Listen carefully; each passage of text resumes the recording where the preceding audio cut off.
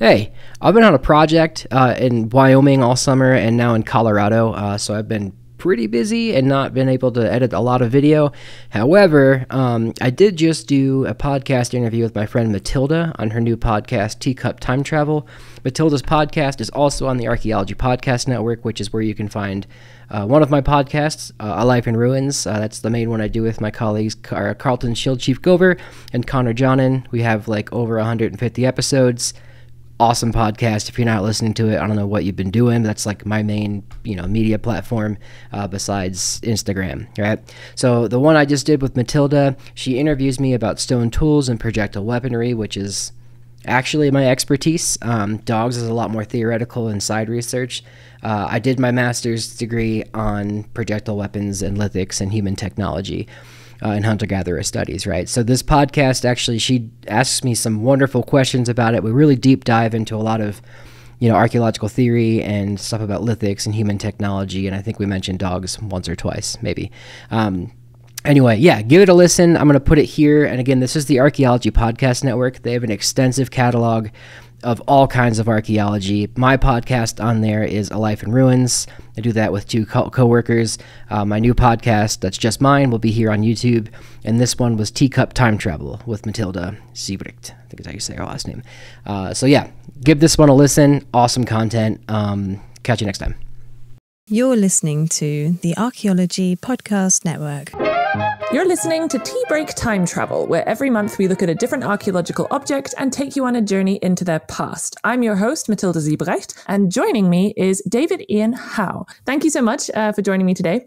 And for those of you who don't know who you are, I doubt it because they'll probably know you far more than they know me at this point, but just in case, how did you get into archaeology? You are sort of an archaeologist by trade, I understand it. So how did that all start? How did the interest start? Was it always there, or were you one of these ones who came in later to the understanding of the past? I was always I was into bugs as a kid and picking up frogs and zoology and Pokemon, and I would name everything and take pictures of all the animals that I saw and document them.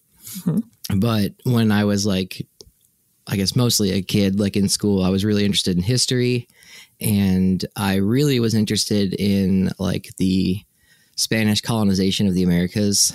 Just that period of time was so fascinating to me, or I guess exploration in general. And then I realized when I took an anthropology class that what I was more interested in was the culture clash between, the Aztec and the Maya and the Spaniards, and how a Stone Age civilization meets a gunpowder age civilization and how those interactions work. So in anthropology, I was oh wow, it's you explore human culture. And then from there I got into stone tools in my anthropology classes, and then I went on a few digs. And then that kind of evolved into the dog stuff that I do now, because I also found the dog stuff fascinating. But yeah, stone tools is my bread and butter.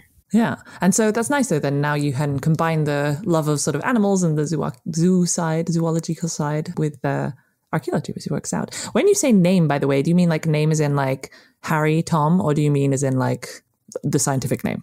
Yeah, the scientific name, I would look up what kind of frog it was, or this was when it was still AOL, really slow internet. Yeah. I was obsessed with, I still kind of am, with primates when I was younger. I wanted to become a primatologist, and I made the whole family tree of the whole primate family. I did this massive poster of it and learned all the scientific names, and I used to know them all, but now I've forgotten everything. Do you still remember ones? Primates, I remember all the apes for sure. Oh, you even knew all of them? Oh, yeah. Yeah, I like apes as well. But yeah, just random little things around the yard. Not all of them, but I know coyote and deer and all that. Yeah. No, nice. Cool. And so you mentioned though that you got into stone tools. So, I mean, that's quite different. And even I guess the culture clash is sort of very different from because I have to say I got into archaeology because I was interested in zoology, and then I was interested in kind of human evolution and the kind of more, I guess, you call it scientific anthropology or that side of things rather than necessarily the culture side, if that makes sense. But then your interest indeed was in more sort of cultural interactions. And I mean, Aztec, I have to admit, I don't really know much about South American archaeology, but how late were the Aztecs and the Spanish invasion or the colonization? Yeah. So the Maya were about like 1000 AD, a little after that. So like I compared to like the Crusades era. And then the Aztec kind of rose to power in like the late 1500s, or no, like the early 1500s to like late 1500s. And that's like right when Cortez got there. Okay, which is always so interesting because, like you say, they were a Stone Age society, but it's funny to think that something that we think, and they had such complex society and such complex tools, but I still, coming from a European background, and you think Stone Age, Neolithic, okay, yeah, so we're thinking, 5000 BC or something, but no, they were really recent, which is, yeah. And I tell a lot of people too, just think of it as like a giant Neolithic city that just never ended. Like in Europe, they kind of ended in whatever, 10,000, 8,000 years ago. And then now it's like, or I guess like 5,000 years ago. But yeah, it's pretty fascinating. Yeah, no, I'm always amazed. Like also how, what was it? There was a thing I was thinking, heard the other day, and it was talking about like when Stonehenge was built and then looking at the empires that were happening in the Middle East at that time. And it's just so funny that at the same time period in different parts of the world, you have so many different things going on. Yeah. In terms of like, I hate to use the word development because that makes it sound like it's a sort of evolution thing, but in terms of how complex societies are and all of that. Yeah, the spread of technology is kind of how I see it. Really interesting. Anyway, sorry, random off-cut of this. Out of curiosity, I always ask this to everyone. If you could travel back in time to a time period, be it 1500, be it 5000 BC, where would you go and why? Oof, I didn't expect that one. It is called Tea Break Time Travel. Let's see. I mean, my cop-out answer would be either at the height of the Roman Empire, either in Rome or Jerusalem, just to see all of those cultures coming through and like hear all the different languages. Yeah, I mean, you'd see like Jesus going on too, but like that's just, it's a big event at the time, but like just how big the empire was then and all that would be cool. Yeah, that maybe being in Tenochtitlan would have been kind of sick. And I guess the third answer would be just to live in any hunter-gatherer society pre-Neolithic, either in Europe or Asia or the Americas, just to see what that was like, because it was probably so vastly different than we imagine. I'm always intrigued at how different it would be, indeed, like how wrong we are, basically, about everything would be interesting. I love how you mentioned, like, the whole Jesus thing going on. I wouldn't have even thought of that, but of course, that would be such a political like travel to go back to like 0 BC in the Roman period or something. It just everything going on there would have been so neat. Yeah, wow. Yeah, no, that's cool. I like as well how pretty much everyone has answered this question similar to you, to say not necessarily like, I'd have gone back to this like amazing event. It would have been, I'll go back and just see how people were living and what life was like, and like you say, what languages were spoken. And I like that. I think that is a nice way to think about the past, indeed, as something that's just happening and going on and constant, and you just have to, because like with Clovis here, like our, I guess, Mesolithic, Paleolithic culture in the Americas, like we only have their tools. I guess we can get into this later too, but we don't know anything about like their like toys or their instruments or like what their clothing may have looked like. It could have been like extremely elaborate, but all we have is the tools. So like it's just to the mind's imagination, like what they had. Yeah. Which, I didn't realize that they didn't even have any like clothing or anything preserved. There's some beads and there's like, I think some elk teeth. That's a pretty, throughout American history, there's just elk teeth dresses everywhere. But like they used them to make jinglers. Okay. But nothing like as elaborate as, Chauvet or Lescaut that they left us. Yeah, no, that's really, and I like how you mentioned toys as well. I have to, because I've relatively recently had a baby, and it's funny, before that, I must admit, I never really thought much about, toys or kind of, I tried to think about the archaeology of childhood, but it's such a complicated subject to get into. But then since having this, and I just noticed, she just, everything becomes a toy, and she picks up all these things and how she interacts with the world. And it really makes me think like, wow, I really wonder how many of these objects, which we see as like ritual figurine things or something, were just, someone needed to give a child something to play with for a while. Yeah, like the Vogelherd horse was just like a chew toy or something. Yeah, right? It would be really interesting to see. That would be good, like to do some sort of microware analysis of it and see if it had been what had been chewed, because people must have been teething. I mean, they were teething. Oh, that's a good question. Mackenzie Corey, the archaeologist here in the States, he does specifically the archaeology of childhood. I'm sure you'd probably love talking to him. Yeah. Oh, Mackenzie Corey. I'm writing that name down. I haven't heard of him. Yeah, he's great. Just such fascinating stuff. Like I never thought about, like he finds on the plains like little doll houses, or not doll houses, but like there's a wigwam or a teepee ring of stones that is clearly like the main dwelling, but then there's a small one near it, which was probably a child's little place to hang out, and just looking for things like that. Yeah.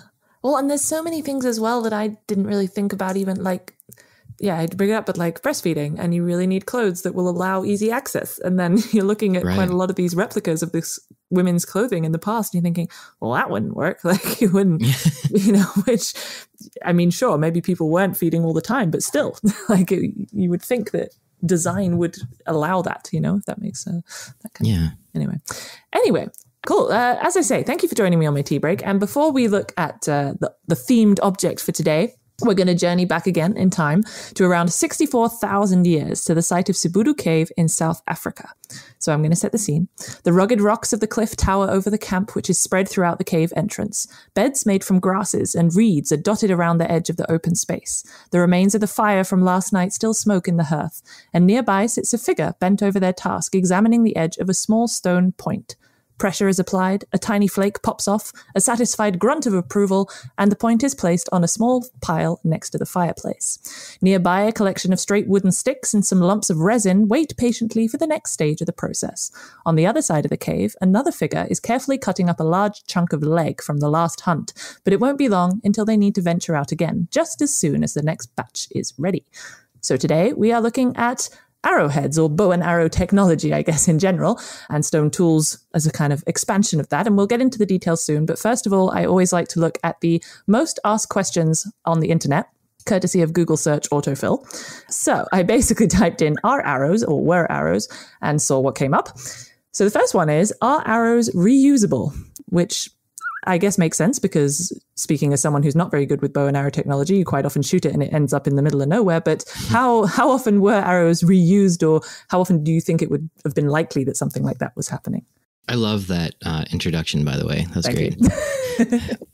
I would say, for the most part, they're reusable. I mean, most composite tools are designed to be reusable, like atlatls and arrows for sure. And like this is, I think, throughout world culture and history, people would like put a specific color on their arrow, or like specific, fletching or feather. Really? Or like a specific point size or style, Okay. So they know they got the shot. And like when you go look for your arrow, it's like, oh, I got it. Okay. I did not know that at all. And that's seen kind of everywhere? For the most part, I know it's like a lot of like military history. I think it's like mentioned in the Iliad or the Odyssey, one of them. Maybe in Gilgamesh, I can't remember. But it's just like you just put a specific paint on your arrow so you know it was yours. In which case, that to me means like, of course, they'd be reusing them. Yeah. Because to fletch an arrow takes quite a long time. You can probably mass produce them really quick, especially like in the Neolithic or, Middle Ages, when you had specialized labor like that. But around a fire as a hunter-gatherer, like it takes probably quite a bit of time to make them good and right. So you'd want them to be reusable. Yeah, no, that makes sense. And I like this idea of it being, do you think indeed it was the whole kind of, oh, I got the kill, or was it more, this is mine, I made it? Like how did they feel about personal property? That's never something I really considered. Do you have any views on that? It probably completely varies as a spectrum. Like you probably had one guy who was like, no, that was mine. But you probably had more people that were like, when you were all very skilled at it and like you wanted to know like, okay, I got the killing blow, or like I missed and it was just so you could get better, or just in general, just to collect data. Like, oh, okay, that one's mine. I did it. Bragging rights. I could also just imagine a like hunter-gatherer, Mesolithic scientist there with his little clipboard being like, all right, yes, so this time I was off by 5% of the projectile potential. Next time I need to do this more. That'd have been me. But it's always because also I remember back in the day when I was doing my undergrad, and one of the first things you learn about hunter-gatherer society is, it's very egalitarian and everything's shared and all of this style of thing. But indeed, kind of ownership of objects, or knowing what was yours on differentiating? Like that must have been happening, I assume. Yeah, in a lot of like modern hunter-gatherer cultures, or even not even like hunter-gatherer, just hunters in general, it's still like a tradition that like if you got the shot, like you get the first like prime cut, or in like some cultures, like you get to eat the, you know, testicles or the heart or the liver, depending on like, and it's like a ritual thing. Okay, yeah. Who has the prestige or whatever to get the fancy bit of meat? Yeah. Yeah, oh no, that makes sense. Yeah. Keep this conversation going by joining our members-only Slack team. There's always vibrant conversations going on over there between members and hosts about the topics we're podcasting about and more. Also get access to our back catalog of bonus material and ad-free shows. You get all this for $7.99 a month or less than $80 US per year if you get the annual subscription. Support archaeological education and outreach by supporting the APN. Go to arcpodnet.com/members for details. That's arcpodnet.com/members.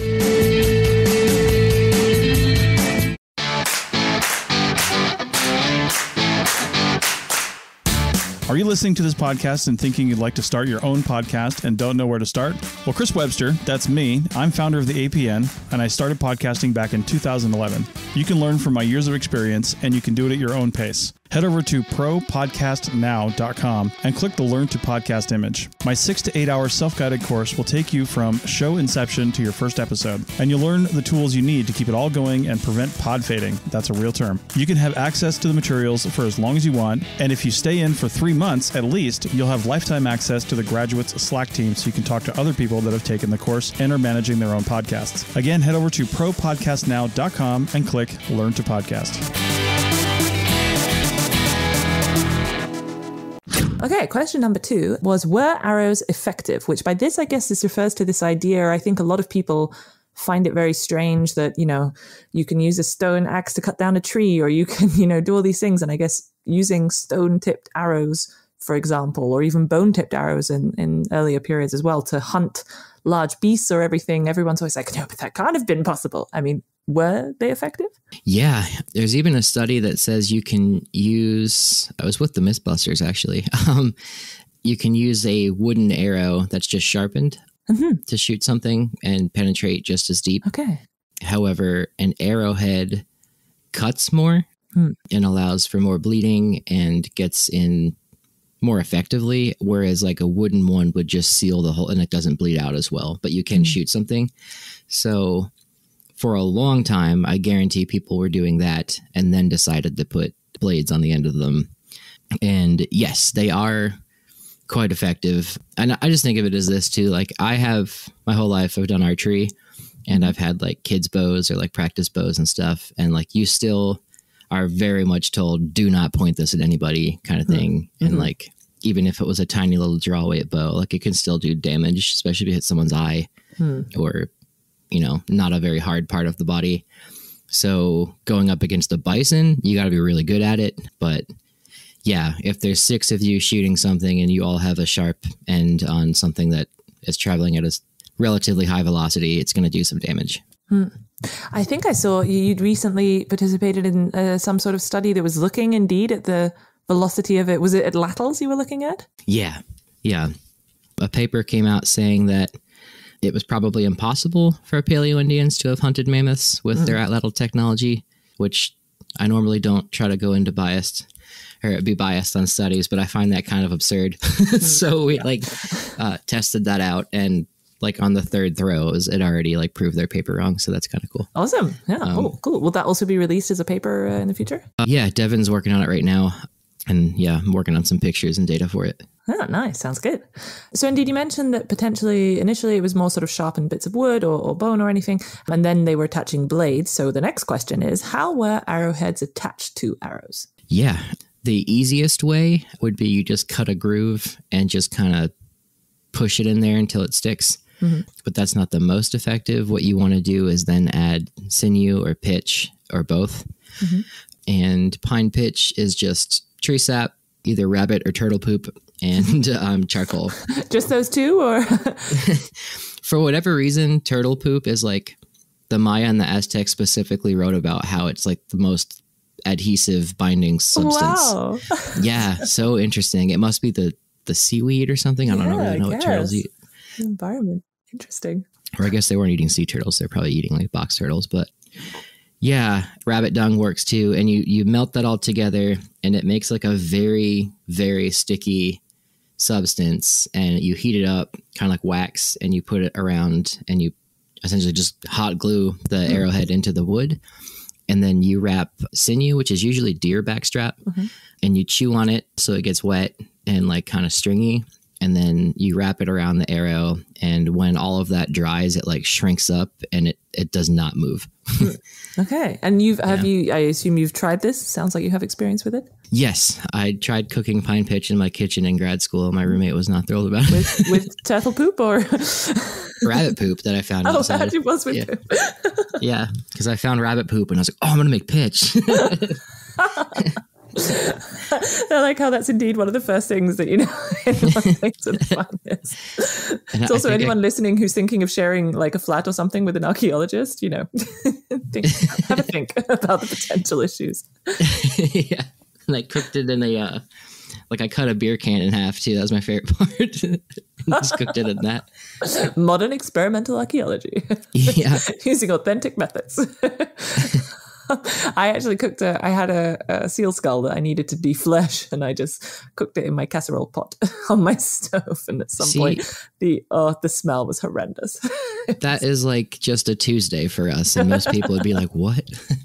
But yeah, I can actually remember, speaking about atlatls and projectiles, I can remember the first time I learned to use an atlatl was in my like experimental archaeology class at uni. And we just went into the local park and someone had done a cutout of a mammoth and we had to throw it at them. And at the time I was like, this is awesome. This is really cool. But I didn't really think anything of it. And looking back, I'm like, we were throwing out atlatls in like a park where people were walking their dogs and they must have been looking at us like, what the hell are you doing? And going back home indeed to my friend who was doing law and, she was saying, we had this seminar about, this case and da-da-da. I was like, we were throwing spears in the park. That's, something I find so interesting as well is like stone tools in general, but atlatls for sure are arguably older than the bow and arrow. Are they? I was going to ask that later. Yeah. So, okay. And we find evidence of atlatls because my thoughts were because usually atlatls are made out of something organic, right? So I didn't think they would survive as well. Like when you walk by the park and you see people throwing atlatls or like when I show students atlatls or things like that, like it's just such a foreign technology to them because they never see them or haven't heard of them. But like they're a probably 100,000-year-old technology that like we've just forgotten about that everyone used. Yeah. And when we got to, or not we, like when the Europeans arrived in the Americas, we called it the atlatl, which is how you say atlatl, because that was the Nahuatl or the Aztec word for it. Oh, good. Which is such an ironic thing to me because we definitely have atlatls in ancient Spain. Really? And we don't have a word for them because they just completely fell out of use with the bow. Because the last question that came up about on the Google search was, are arrowheads worth money? Which I interpreted as meaning like archaeological arrowheads that are found on the ground. And I want to get into this a bit more later as well. But I'm curious whether indeed especially like in North America, is it quite common for arrowheads to be like ancient arrowheads or, archaeological arrowheads to be just sold as general objects? Unfortunately, yes. Okay. Arrowheads are a huge, and this is where it's like putting things into socially constructed categories always gets confusing because they're usually atlatl darts or knives. Oh. But how do we know there's nothing attached to it? Anyway, that's my whole thesis. But that's good because I have lots of questions about that. Awesome. But yeah, you'll always see at a flea market someone who's like genuine arrowheads and like they have like something to sell. Or oftentimes though, it's somebody who's napped them and they sell them as like genuine quote Indian arrowheads unquote. And like my mom would be like, oh, I just found this guy. He had a bunch of artifacts and like would buy them for me. She didn't know any better, but like I meant well because I was like pretending to be Legolas in the backyard all the time. But yes, there's a very large black market artifact trade here. I don't really tap into it or know, but it's definitely a thing. And it gets sticky because I know probably you're in Germany right now, right? Yes. Yeah. I'm not sure how the public land thing works there. But here, I actually don't know either here. I know in the UK, but yeah. Okay. The UK, it's quite similar, but here you have federal land, state land, and then private land. Mm-hmm. And federal land could either be the Forest Service, because we just have vast swaths of forest that still are like wild. BLM land is just big open desert usually. And then state parks and stuff like that, and national parks are all federal. Or state parks are state, federal parks are national parks and stuff. Anyway, on those lands, you are legally not allowed to collect any antiquities because it is private land and is protected by indigenous laws. But like the state of Texas, as big as it is mostly private land, not public land. So people can own like acres of land, and they have just thousands of arrowheads on their property, and they'll collect them all and put them into like a little coffee tin and like, or display them on their mantles and stuff and show people. And it creates this sticky cultural situation, because as an anthropologist, you want to be objective, and like you're in their house, you want to respect their customs, and you're like, I know for a fact that's just like you looted that out of a huge site, but it's their land, it's their property, they do own it, and like it hurts me to know like all that context is lost. Exactly. Well, and you think so many, I mean, how many also objects? I can remember in the UK, there's these, I don't know if you know them, the like carved stone balls from Scotland. Oh, yeah. They're just these really like enigmatic objects. No one knows what they were used for. And at some point, one was sold for like a ridiculous amount of money and it was bought by like the museum. And then suddenly all these other ones appeared, like seeing as it was then sold for that much money, which, you know, you're then like, oh, how many other objects are just that we don't know about are just sitting somewhere that could, you know, provide the vital, like maybe someone has a full set of clothes from the Clovis people, you know, and they're just keeping it on their shelf or something. That is a great answer or question, actually, because if you're going through the back catalog, you'll get to an episode of Ruins where we interview a guy from Brian Schroeder from Texas, and he is the state archaeologist, and he's dealing with a woman who has a mummy that they found on her property. Her grandparents found it, and at this point, she built like a little fake cave for it in her house, and like the remains stay in that. And she feels that she is responsible for taking care of this thing because her grandfather gave it to her. But like the indigenous people are like, like that's ours.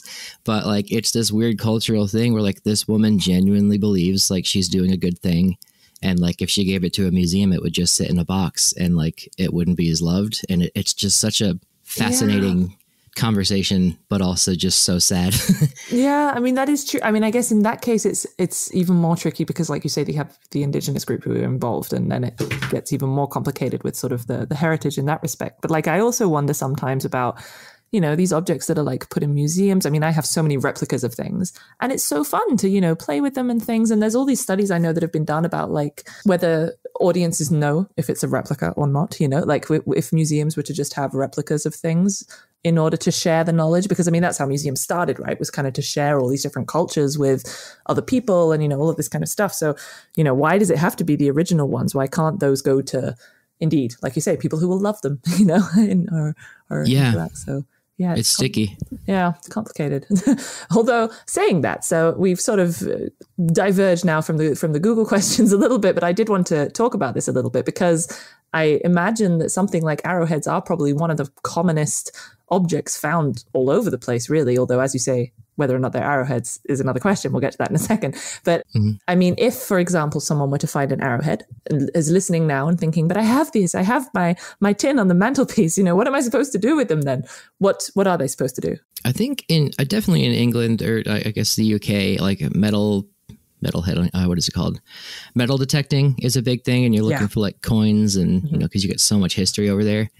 People do that here, but our coins only go back, you know, 400 years. Yes. And like not really until about 1800s do they really pick up in the record. But our coins are arrowheads here, and like it's a family tradition, kind of like Easter egg hunting, to just go out on land and like look for arrowheads. Or like farmers will like till the land like with a, you know, just pull up the plowed zone, and then arrowheads will just come out. Or like after rain, some of them will just wash out.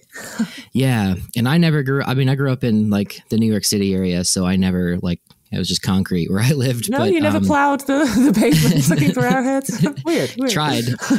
Yeah, it's just such a tradition, and like a lot of people get into archaeology because of that. So to me, it's not the worst thing because it does get people interested in the past. However, if it's on public land and private land, or public land, which people still do collect it on, that's like a legitimate like oof. But then there's the other issue too. This was my friend's thesis.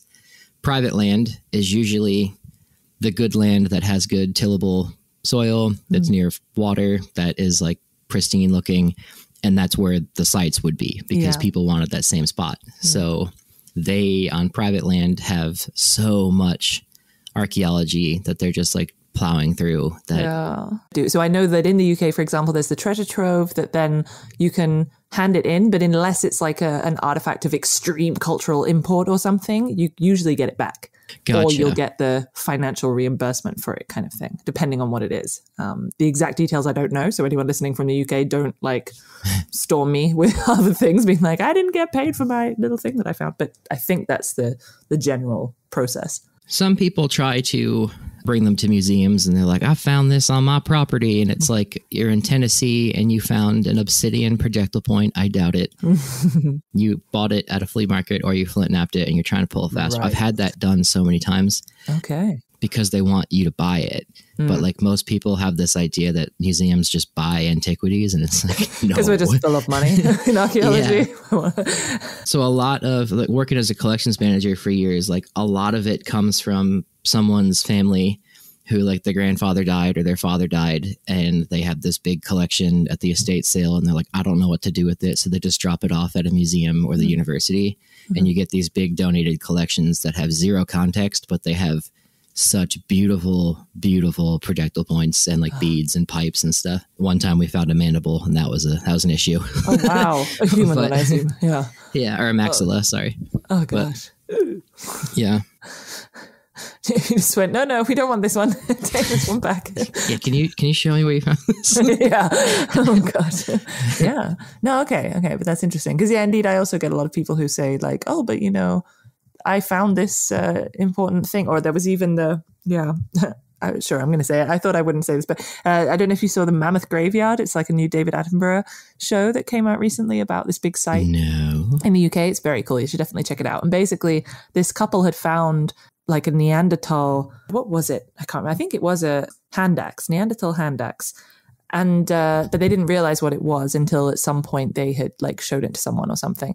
But they'd had it in their possession for ages because they like hunt for fossils and they find artifacts and all this kind of stuff. And like they used it to cut their wedding cake and this kind of thing. And I'm there as a microware analyst being like, no, the traces are ruined like this. And it's it's one of those things I'm always saying to people, like, if you find something, maybe you can keep it, but first take like, nice pictures of it and show it to someone who's an expert in it so that they know how to deal with it. But wow. That's so interesting too, because if it's cutting a cake, it's got dairy in it, so it would register as cow fat when you do the analysis. Right? Like, can you imagine? So, I mean, they got to keep the thing, but it was just, when they were talking about it, and they were very sweet and they were so proud, and, they were really involved with the excavation and everything. So it led to some really cool research project being done, but still I was there just cringing, going like, oh, no. This isn't what you do. You don't use it to cut your wedding cake. Anyway. But yeah.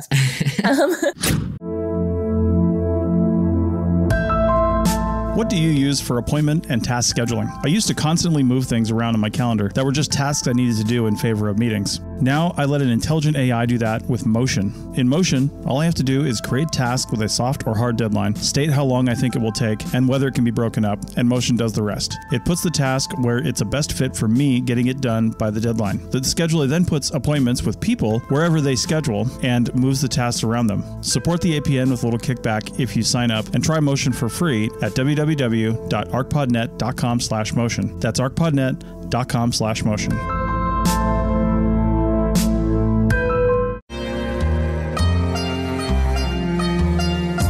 Did you know we have lots of great shows on the Archaeology Podcast Network? Head over to arcpodnet.com and you can see all the shows that are currently producing podcasts. Scroll down a bit more and you'll see some great shows from the past that still have great content. Search for your favorite shows on your podcasting app or listen right on the page at arcpodnet.com.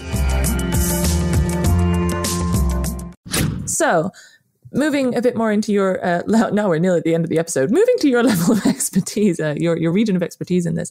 So indeed, you did Arrowhead technology, if I'm correct. And you already mentioned a little bit this idea, and I find that really interesting, that, how do we know it's actually from an arrow? Because I guess usually indeed you just have the arrowhead. You don't really have the rest of the arrow, apart from in very special cases. So what are the criteria, or how do we deal with that issue? So that's the gist of my thesis. I mean, there's a lot of factors that went into it, but yes, it you find so many points that people are just like, oh, this is an arrowhead. But then you also have ones that are clearly atlatl darts. They're too big to be fired from arrows. And there's been a lot of studies that tried to statistically or ethnographically trace what the cutoff point for an arrowhead versus an atlatl is. And much like anything in anthropology, it is a very fluid spectrum. Mm-hmm. Yeah, it's tough to say. If they're very small, we can say, okay, that's an arrowhead. It's not going to work on the end of an atlatl. But even arrowheads, you can make them big. And when you say big, what kind of size you mean? I'm not talking a Neolithic sword or big long. No? Right. Or a chopper, the Neanderthal axe you were talking about. But definitely a palm-sized arrowhead is usually an atlatl dart. And one that's a fingertip size is definitely an arrowhead to me. Okay. So yeah, my thesis, without getting too into it, was just shooting a spectrum of sizes of arrowheads or projectile points from a bow and seeing how well they performed, and wanting to know okay, there's probably one that's just too big to work. And the one that's too big to work, we can then say is all right, this is anything past that is an arrowhead size or an atlatl dart size. Mm-hmm. And what I found was you can shoot all sizes with a bow pretty accurately and they still penetrate. So it's literally who's to say at this point, you can't tell, but I still have a firm belief that if it is as small as your finger, maybe from your palm down to your finger size, I would say it is an arrowhead. But Clovis people and Paleo-Indian people used very large points, and we can definitely say those were atlatls. Okay. And I mean, what makes an arrowhead? What are the defining characteristics of an arrowhead? Are there any, or is that also really varied? I'm trying to think if it fits, it ships for arrowheads, but if it hits, it sticks. I don't know. If it works, it works. Yeah. Okay. That'll do. Okay. Yeah. So there are no, because I very briefly looked things up and I've never really looked into stone technology that much, and definitely not arrowheads. But I mean, it seems that there's ones with the shoulders, there's ones that are just points, there's ones that are heart shaped. And is that variation dependent on time period or region or use, or a bit of everything? Simple question, but it's such a complex answer. That's what I do. Yeah. And I like it. I'm also loving the show, by the way. Thank you. I think of it like our iPhones are our bifaces today. We always have some kind of biface on us. That's such a nice idea. Yeah, and it's the exact size of a functioning biface normally that you can fit in your pocket. And before it was pocket knives or, whatever, but we still have those as well. But your phone, everyone has a different colored iPhone. They add a different case to it, or they have a Google Pixel. They have a Huawei phone. Huawei, I've never heard of that, but yes, okay. I think it's the Chinese company. Right. Yeah, the Chinese Apple. Bad with modern technology is not my thing. You're good.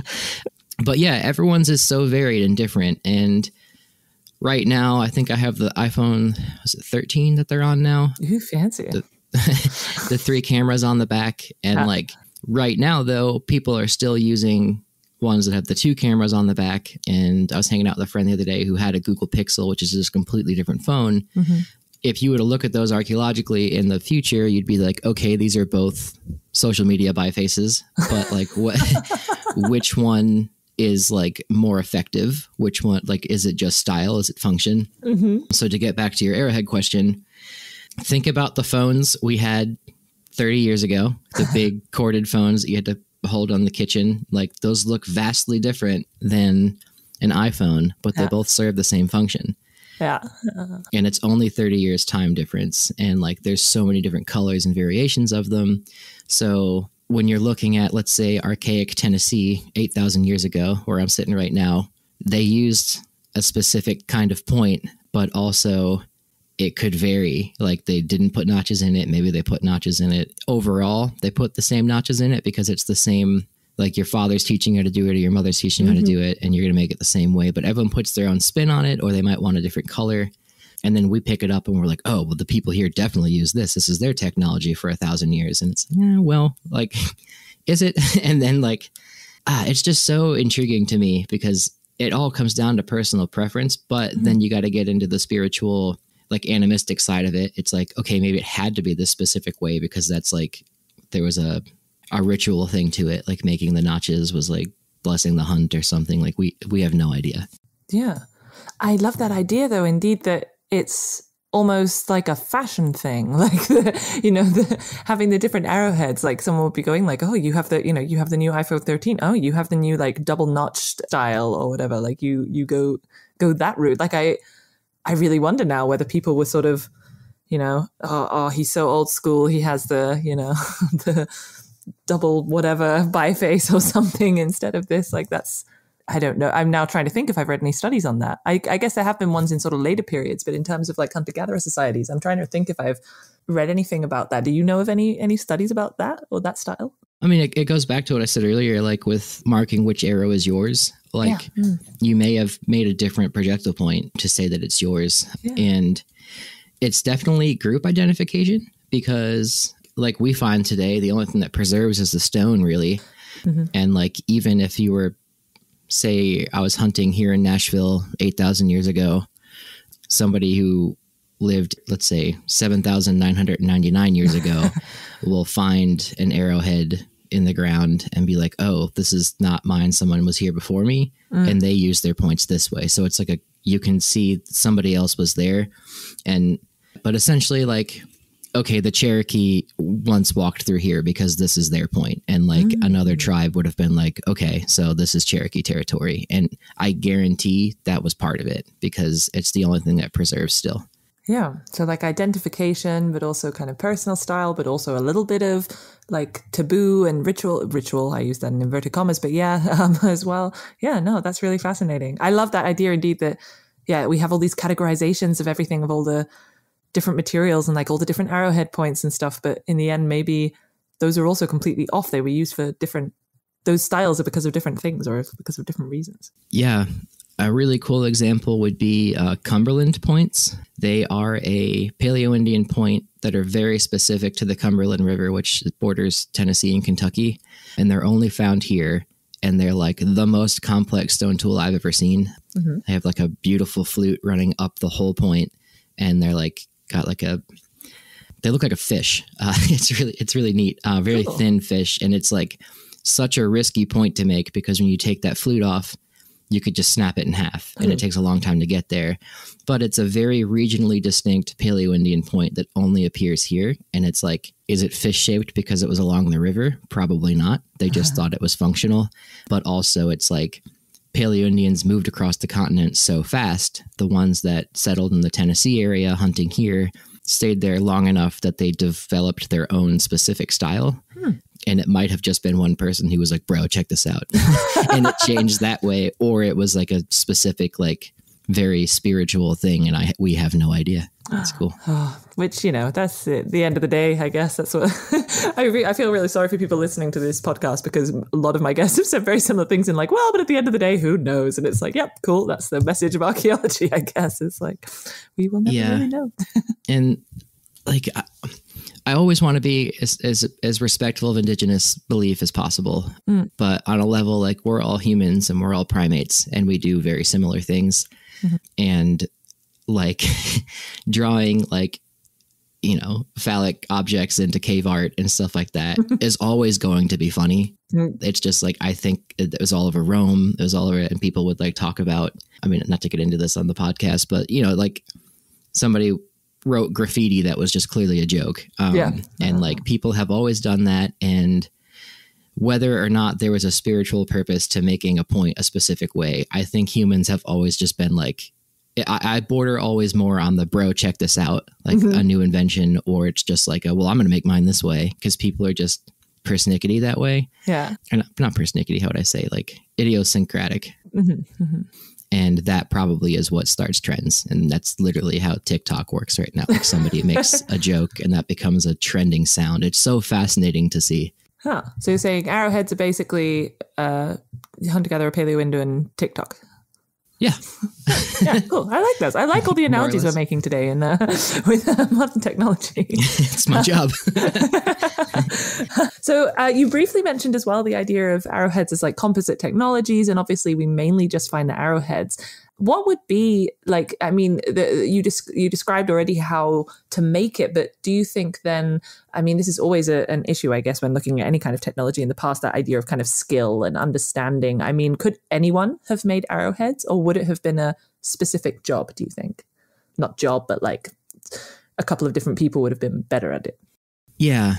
Well, I mean, it's complicated. It's not complicated, right? There's overall the general trend of human society. It seems that men do most of the hunting, but they also do a lot of gathering. Whereas like, at least in like the hunter-gatherer research that we learned in grad school, women tend to do more gathering because it's more stable and you can carry your children with it. You don't have to bring them 3 weeks on a hunt. Mm-hmm. And like in that sense, in that traditional sense, we look at the past as like, oh, they were just shirtless male hunters throwing things at mammoths. And it's like, actually, no, like, you know, women were making traps. They were tanning all the hides. They were doing all this stuff while the guys were like, hopefully coming back 3 weeks later with a bison.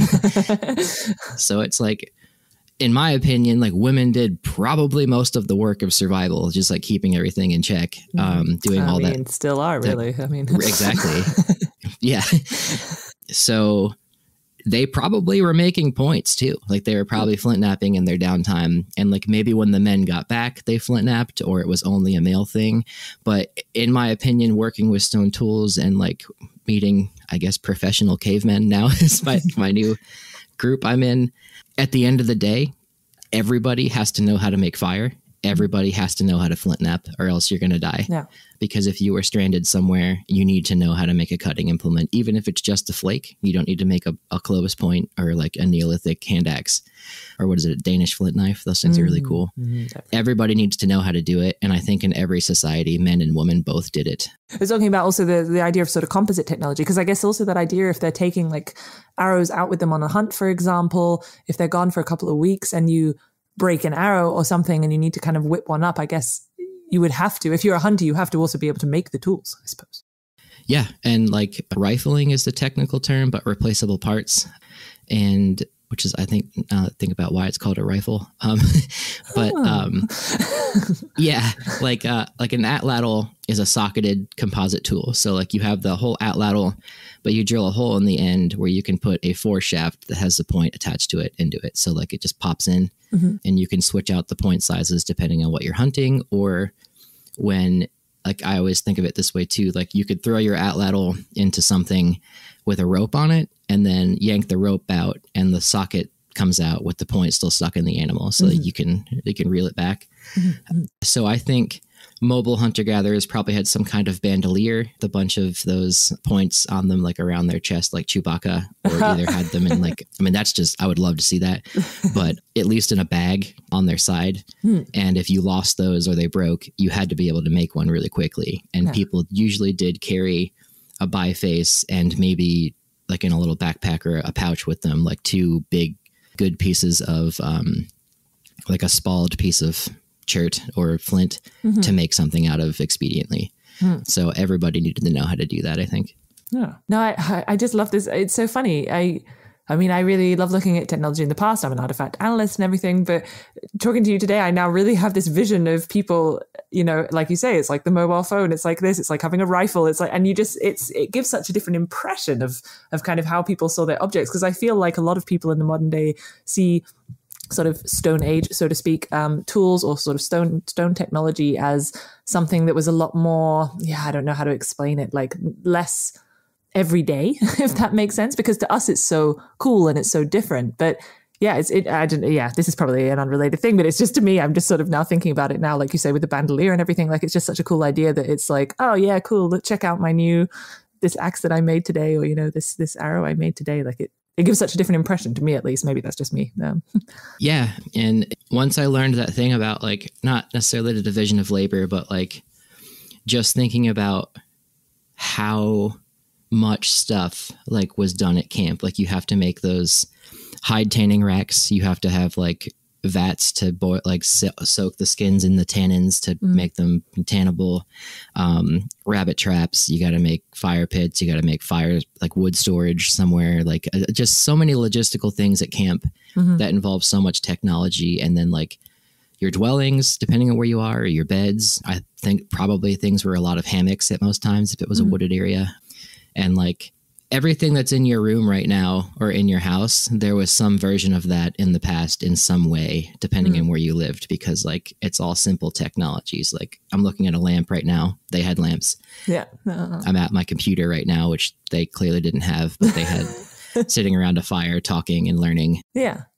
And I'm looking at my Cricut machine right now that I used to cut stencils, but like that's, I guess somebody would have been flint napping or making art or something like that. It's all there. And I'm going on a tangent, but it just makes my mind wander, like what little cool tools and stuff they had that just did not survive the record. Yeah. Or sitting on someone's, shelf somewhere and we just haven't seen them yet.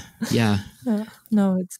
And I guess the last point to that would be like, and I think I already said it, but we usually get an impression of the past, especially with like paintings and, movies, that it is shirtless male carnivorous hunters. And that's all prehistory was. But it's like, it's so much more than that. And like, yeah, there's just endless stuff. Like I think more about the complex like tools and stuff they're using around camp and like the stories they're telling and dances and like were they deer cult? Were they wolf cult? Like did they believe they had kinship with bison? It's just so much stuff. Yeah.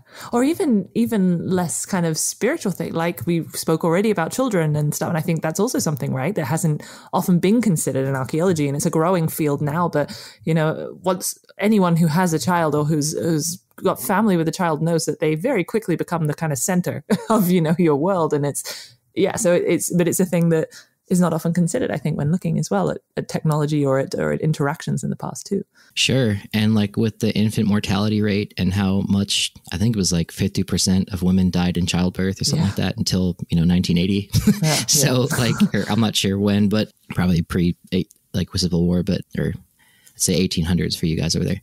But yeah, like childhood must have been such a cherished and like revered thing because you had to make sure those children survived because there was a very high chance they wouldn't. So like, I'm sure children had a very high status in society, or not high status, but they were very importance, much, I guess. Yeah.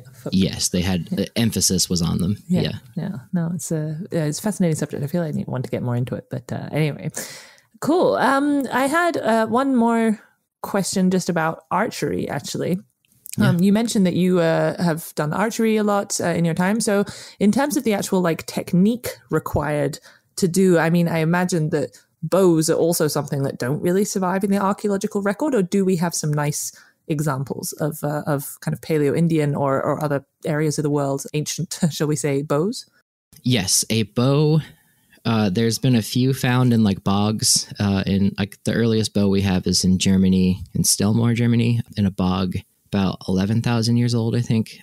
And then especially out west, we find a lot here, like preserved in caves. The string is still not attached, obviously, but like it's a bow for sure. Okay, that's cool. And does that can you imply about like the different techniques that would have been used, etc. as well? For archery? For archery, because I'm just trying to think of, I mean, like the Mongolian horse riding archery style is then very different from like the English longbow style and, that kind of thing.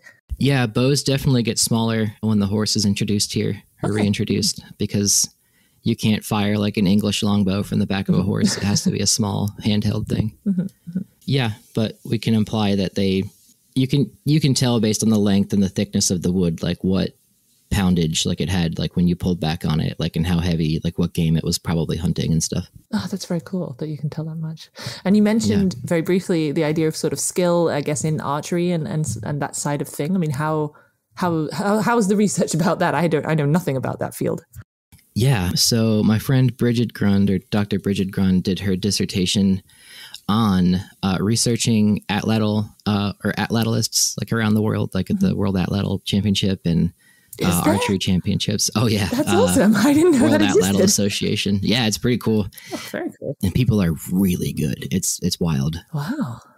But she found with her research, like ethnographic, archaeological, and modern ethnographic, it is far easier to learn to use an atlatl, like just to pick it up and throw it, than it is a bow, because a bow is kind of a complex, like it's very hard to figure out at first, especially a traditional bow.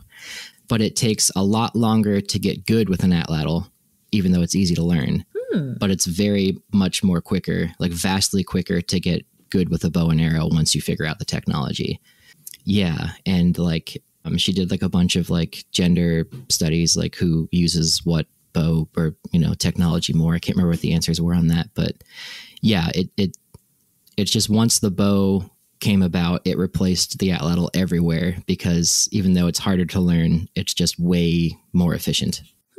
Interesting. No, that's really cool. And I guess I'm trying to think, I'm just thinking of like those dog ball throwing things, because I guess that's probably the closest we have to an atlatl these days. But in that sort of sense. But yeah, I suppose it is more indeed like throwing. So I guess if you can throw, then you can sort of use an atlatl. But yeah, like improving your throwing technique takes time, I guess. It does. And we can see in the record, I know we're going to wrap up soon, but like with Mungo Man in Australia, you can see that he had atlatl elbow, which is like an ossification that happens on your, I believe your radius, not your humerus, like in the joint area on your elbow, that like shows that there's micro traumas to it from throwing like a pitcher in baseball, like they throw out their elbows a lot. Yeah, yeah. And you can see that even though there were no atlatls or points found with him, you can tell that he was throwing an atlatl about 60,000 years ago, 50,000 years ago. Oh, it's so cool. Oh, It's so nice to get little snapshots into the lives of people. And in such interesting ways too. Yeah. Yeah. No, really cool. Well, unfortunately, I think we should probably wrap this up indeed. We've had quite a long tea break so far. But thank you very, very much for joining me. And I hope that you enjoyed it. I definitely learned a lot about Arrowhead. So yeah, thank you. I just want to say I've been on a lot of podcasts, and this is by far one of my top favorite ones I've been on. You're very good at it. Thank you. I appreciate it. It's really sweet. Yeah, this was like really fun and it blew by. Cool. Thank you. So if anyone wants to find out more about David's work, I guess your thesis, is it somewhere available online for people to read? I've been in the process of publishing it for years, but I made a YouTube video on it. Oh, yes. Yeah, so you did. Atlatls, Arrows, and Paleo-Indians is the title. It's like one of my most recent videos. It's the whole thesis. You don't need to read it. Just watch it. Perfect. Yeah. Well, I'll put the link in the show notes on the podcast homepage. I'll also try to put other links to things that we've mentioned today and general information on arrowheads or projectile technology. So I hope you all enjoyed our journey today, and see you next month for another episode of Tea Break Time Travel.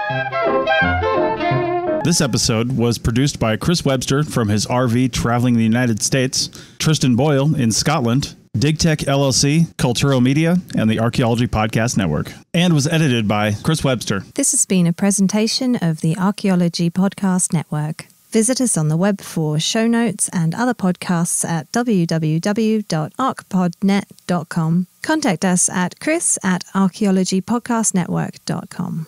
This is Chris Webster, founder of the APN and one of the chief editors. Thanks for listening all the way to the end. If you want to keep the conversation going and support us along the way, go to archpodnet.com/members. That's archpodnet.com/members. And thanks for listening.